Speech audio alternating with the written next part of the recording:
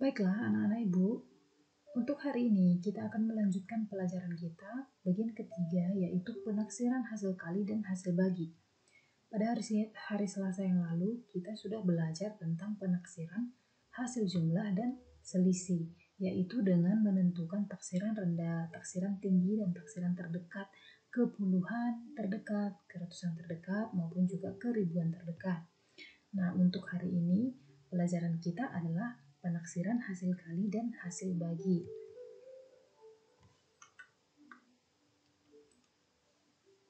Mari kita lihat. Bagian A, penaksiran hasil kali. Dalam penaksiran hasil kali, biasanya yang perlu kita perhatikan yang pertama yaitu bilangan yang terdiri dari satu angka tidak perlu dibulatkan. Bilangan yang terdiri dari satu angka tidak perlu dibulatkan. Kemudian yang kedua, bilangan yang terdiri dari dua angka dibulatkan ke puluhan terdekat dengan catatan satu angka dari belakang jika di bawah 5 dibulatkannya ke 0, jika di atas 5 dibulatkannya ke atas atau ke 10. Kemudian yang ketiga, bilangan yang terdiri dari 3 angka dibulatkan ke ratusan terdekat dengan melihat 2 angka dari belakang jika di bawah 50 dibulatkannya ke 0 dan jika di atas 50 dibulatkannya ke 100. Kemudian bilangan yang terdiri dari 4 angka dibulatkan ke ribuan terdekat dengan melihat 3 angka dari belakang. Jika 3 angka dari belakang di bawah 500 maka dibulatkannya ke 0. Jika 3 angka dari belakang lebih dari 500 dibulatkannya ke atas atau ke 1000.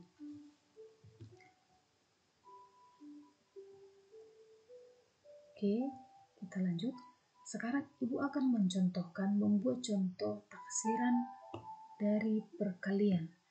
Mari lihat contoh yang pertama, taksirlah hasil dari 82 dikali 5. Nah, seperti yang tadi Bu sudah sampaikan di awal, jika satu angka, ini kan satu angka,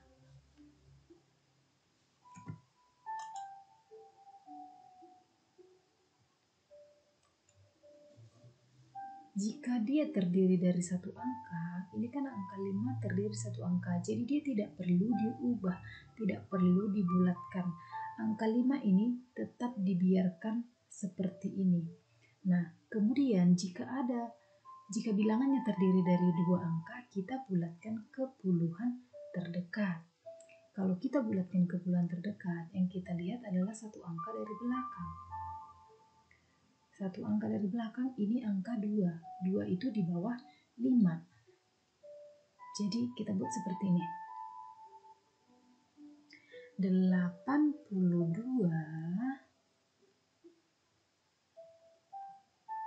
dikali 5. Oke. Ini kan terdiri dari 2 angka. Karena dia terdiri dari 2 angka, ini kita bulatkan ke puluhan terdekat. Sekarang kita lihat angka 22 ini di bawah 5. Jadi ini kita bulatkan menjadi 0. Sehingga 82 ini menjadi 80. Kemudian 5 ini kan terdiri dari satu angka. Tadi sesuai dengan peraturannya, kalau untuk penaksiran hasil kali, jika terdiri dari satu bilangan, dia tidak perlu dirubah. Jadi tetap dibiarkan saja seperti ini. Jadinya dia begini. 82 tadi kan dibulatkan ke puluhan terdekat menjadi 80. Oke, kita kalikan 5. Jadi hasilnya 80 dikali 5 sama dengan 8 dikali 5 itu 40. Masukkan 0 jadi 400. Jadi hasil taksiran dari perkalian 82 dikali 5 yaitu menjadi 80 dikali 5. Hasilnya adalah 400. Oke, sekarang contoh yang kedua. Contoh yang kedua, taksirlah 634 dikali 18. Oke, kita tuliskan 634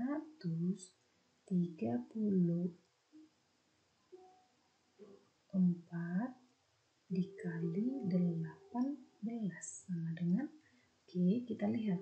Ini 634 terdiri dari 3 angka. Kalau dia terdiri dari 3 angka, tadi seperti yang sudah disampaikan di awal, kalau terdiri dari 3 angka atau bilangannya terdiri dari 3 angka, kita bulatkan ke ratusan terdekat dengan melihat 2 angka dari belakang. 2 angka dari belakang ini adalah 34. 34 itu masih di bawah 50, sehingga ini kita bulatkan ke bawah menjadi 00. Kemudian 18 ini terdiri dari 2 angka. Kalau terdiri dari 2 angka, kita bulatkannya ke puluhan terdekat. Kalau ke puluhan terdekat, kita lihat 1 angka dari belakang, yaitu 8. 8 ini lebih dari 5, maka kita bulatkan menjadi 10. Nah, sekarang taksiran dari 634 itu menjadi 600. Dikali taksiran dari 18, yaitu menjadi 20. Kita kalikan 600. Oke, 6 dikali 2 itu hasilnya 12. Kita masukkan nolnya ada 3, 1, 2, 3. Jadi hasilnya 12.000. Oke. Tadi ini 634. Terdiri dari 3 angka, sehingga kita bulatkan. Kalau terdiri dari 3 angka, kita bulatkannya ke ratusan terdekat. Kemudian ini 18 terdiri dari 2 angka. Kalau terdiri dari 2 angka, kita bulatkannya ke puluhan terdekat. Jadi hasilnya 634, taksirannya menjadi 600, 18 taksirannya menjadi 20. Jadi 600 dikali 20 hasilnya sama dengan 12.000. Oke, kita lanjut. Contoh yang ketiga, taksirlah 9 dikali 465. Apakah hasil penaksiranmu lebih besar atau lebih kecil daripada hasil ekstrak 9 dikali 465? Maksudnya di sini hasil eksak ini penghitungan matematikanya, penghitungan aslinya dari 9 dikali 465. Oke, sekarang kita hitung dulu terlebih dahulu nih. Kan tadi dalam kalau dia ini 9 dikali 465 sama dengan, oke, tadi kan kalau dia satu angka tidak usah diubah, jadi dia tetap saja, tidak usah diganti, tidak usah dibulatkan, tulis saja langsung 9. Kemudian ini 465 terdiri dari 3 angka. Kalau dia terdiri dari 3 angka, kita bulatkannya ke ratusan. Kita lihat 2 angka dari belakang, 65. 65 ini lebih dari 50. Maka kita bulatkannya ke atas sehingga menjadi 100. Jadi taksiran dari 465 ini dibulatkan ke ratusan terdekat menjadi 500. Kita hitung 9 dikali 5 sama dengan 45. Masukkan nolnya jadi 4.500. 9 dikali 500 sama dengan 4.500. Ini belum selesai. Ini kan masih hasil taksiran. Yang dia tanya, apakah hasil penaksiranmu lebih besar atau lebih kecil daripada hasil eksak? Jadi sekarang kita hitung dulu. Ini hasil taksiran.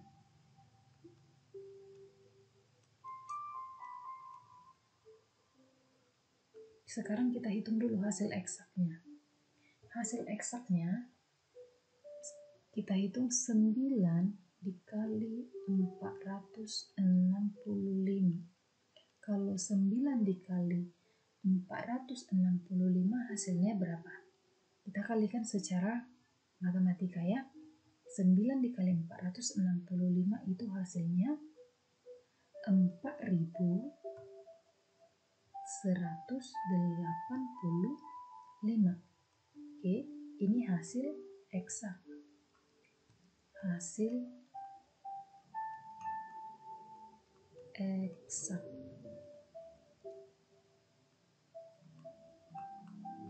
Oke. Sekarang kita mau tentukan hasil penaksiran lebih besar atau lebih kecil daripada eksak. Lihat. Ini hasil penaksiran, hasilnya 4.500. Sedangkan hasil eksak hasilnya adalah 4.185. Maka dapat kita simpulkan hasil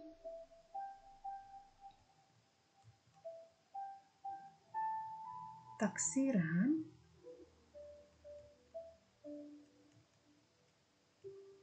lebih besar dari hasil eksak.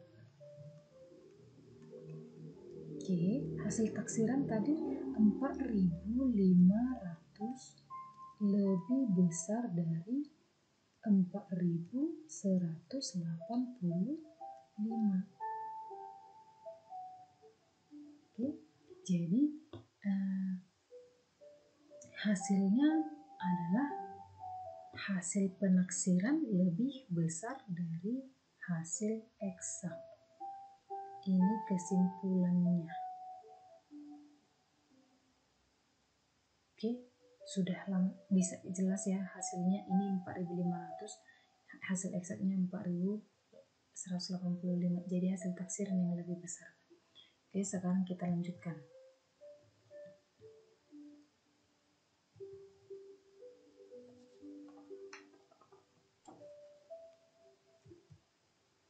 Contoh 4. Ibu membeli 86 kue untuk ulang tahun ya. Ini ulang tahun adik. Harga satu kue Rp1.750. Berapa kira-kira uang yang harus disediakan ibu agar cukup untuk membeli seluruh kue? Ibu membeli 86 kue. Satu kuenya harganya Rp1.750. Oke, kita jawab.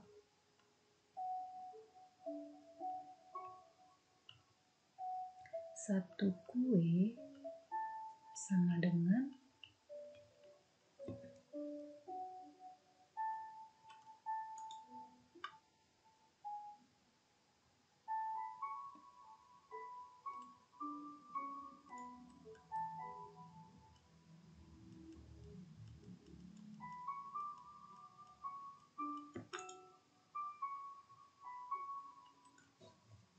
satu kue sama dengan 1.750. Ini nggak usah dibaca ya. Ini kalau kita menuliskan uang di belakangnya diikuti dengan tanda koma dan 002, 0 dan 02. Tapi dia membacanya 1.750 rupiah ya. Kemudian berarti kalau satu kue 1.750 rupiah, kalau 86 kue sama dengan 86 dikali harga kue. Harga kue tadi 1.750 rupiah. Nah, yang ditanya berapa kira-kira uang yang harus disediakan oleh ibu-ibu. Kita hitung dulu. Ini kita taksir. Kita buat ke dalam taksiran. Kalau 86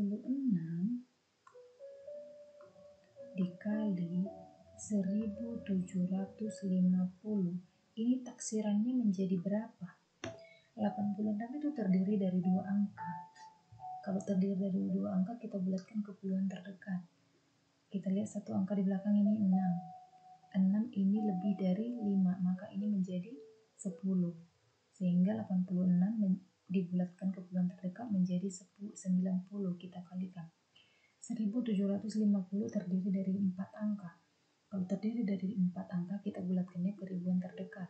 Dengan catatan kita lihat 3 angka dari belakang, ini 750. 750 lebih dari 500. Karena dia lebih dari 500 dibulatkannya ke atas menjadi 1000. Jadi kalau 1750 dibulatkan ke ribuan terdekat menjadi 2000. Oke, kita kalikan. 9 dikali 2 sama dengan 18. Nolnya ada 4, 1, 2, 3, 4. Kita masukkan 1, 2, 3, 4. Jadi hasilnya adalah 180.000. Jadi berapa kira-kira uang yang harus disediakan ibu agar cukup untuk membeli seluruh kue? Berarti uang yang harus disediakan ibu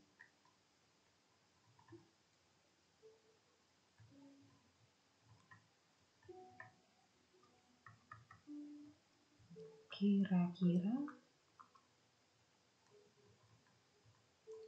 180.000 rupiah. Nah, jadi seginilah uang kira-kira yang harus disediakan oleh ibu untuk membeli kue ulang tahun adik.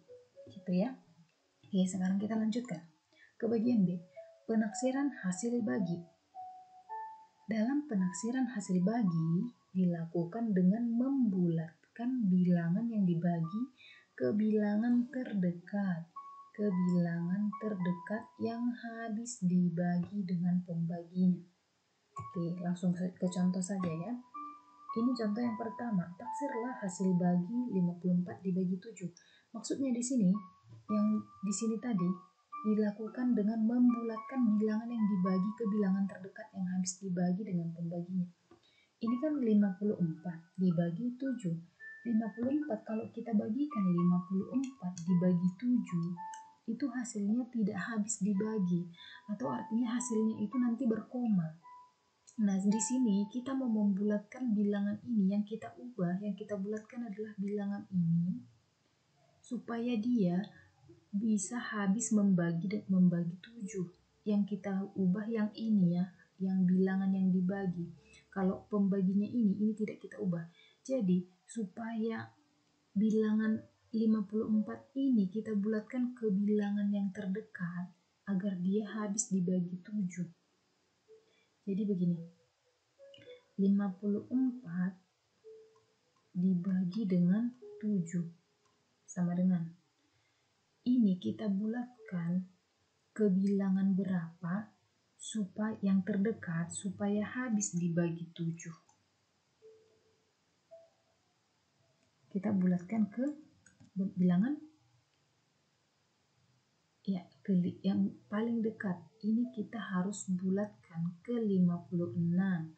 Jadi kalau dia dibagi 7, hasilnya adalah 8. Bilangan 54 kalau dibagi 7, itu hasilnya tidak habis atau hasilnya akan berkoma. Kita mau melakukan penaksiran supaya hasilnya itu, hasil pembagiannya itu, supaya bilangan yang dibagikan ini habis dibagi dengan ini, dengan 7. Sehingga 54 kita bulatkan menjadi 56. Jadi 56 dibagi 7 hasilnya menjadi 8. Habis dibagi. Begitu maksudnya. Oke, coba sekarang kita coba soal yang kedua. 421 dibagi 6 sama dengan, kalau 421 kita bagikan 6, itu dia hasilnya berkoma. Hasilnya 421 bagi 6 itu 70,166666 seperti itu. Jadi supaya dia tidak hasilnya tidak berkoma, 421 ini kita bulatkan ke bilangan terdekat supaya habis dibagi dengan 6. Kita bagikan berapa supaya habis dibagi 6? Yaitu dibagikan dengan dibulatkan menjadi 420 dibagi 6 sama dengan 22 dibagi 6 itu 7. Kita masukkan nolnya menjadi 70. Jadi 421 ini kita bulatkan ke bilangan terdekat yang habis membagi 7. Sehingga kita bulatkan menjadi 420 dibagi 6, hasilnya 70. Ya. Bilangan yang akan dibagi ini kita bulatkan agar habis dibagi dengan pembaginya. Kita lanjutkan ke contoh yang ketiga. Keluarga Simbolon melakukan perjalanan 458 km dengan mobil baru mereka. Ini mobil baru mereka. Mobil tersebut menggunakan 1 liter bensin setiap menempuh jarak 18 km. Taksirlah penggunaan bensin mobil tersebut. Jadi kita jawab di bawah. Katanya tadi tiap 18 km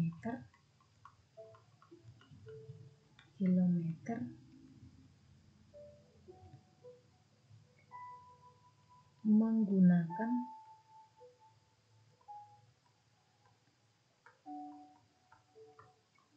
1 liter bensin.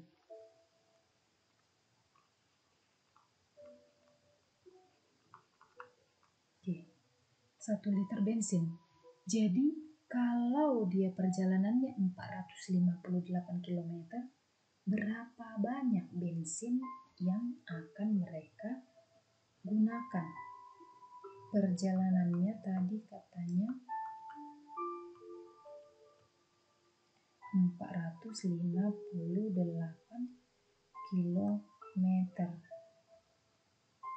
Jadi kita harus menghitung jika selama panjang perjalanan 458 km, setiap 18 km menghabiskan 1 liter bensin. Jadi kita taksir kira-kira berapa bensin yang mereka butuhkan. Bagaimana caranya?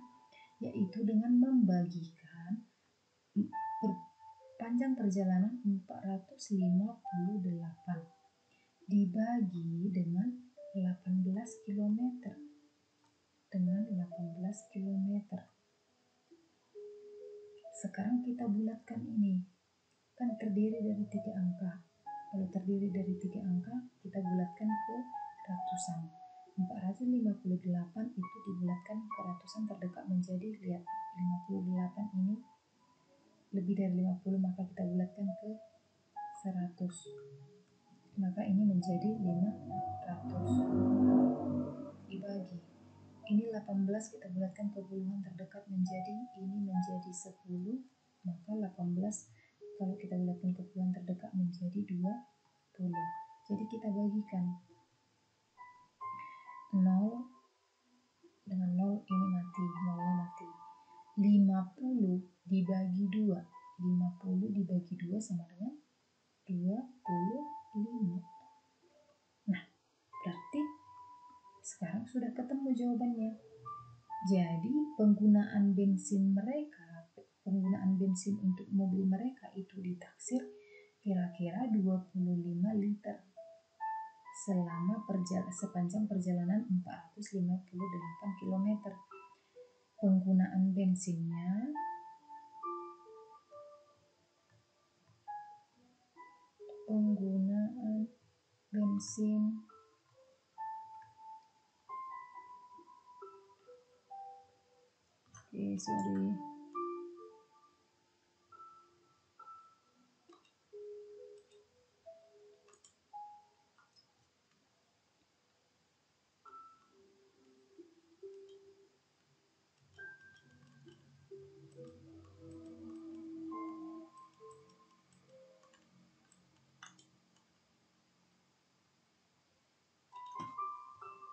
penggunaan